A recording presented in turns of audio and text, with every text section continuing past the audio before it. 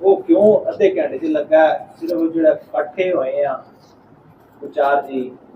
ਹੁਣ ਬਾਜਵਾ ਸਾਹਿਬ ਦੇ ਬਕੌਲ ਹੈ ਕਿ ਆਪਣੇ ਤਹਿਸੀਲ ਕਸੂਰ ਦੇ 400 ਮੀਟਰ ਜਿਹੜੇ ਨਾ ਜਿਹੜੇ ਲੋਕ ਇਕੱਠੇ ਹੋ ਗਏ ਨੇ 400 ਮੀਟਰ ਨੂੰ ਓਵਰ ਬਿਲਿੰਗ ਨਹੀਂ ਹੋ ਰਹੀ, ਜਿਹੜੇ ਲੋਕ ਨਾਲ ਜੁੜ ਗਏ ਆਪਾਂ ਓਵਰ ਬਿਲਿੰਗ ਕਢਾਉਣ ਜਾਵਾਂਗੇ ਤੇ ਉਹਨਾਂ ਆਪਣੇ ਕੋਲ ਸੂਰ ਤੇ ਆਰਾਮ ਨਾਲ 40-40 ਹਜ਼ਾਰ ਰੁਪਇਆ ਲੈ ਕੇ ਫਿਰ ਮਗਰ ਆਪਾਂ ਰੋਲੇ ਕਰਦੇ ਹਾਂ।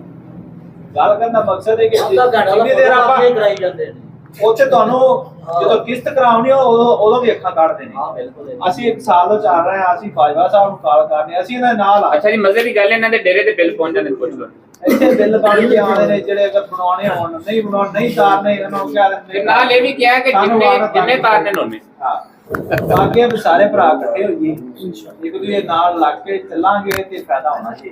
ਬਾਕੀ ਸਾਰੇ ਭਰਾਵਾਂ ਦਾ ਸ਼ੁਕਰੀਆ।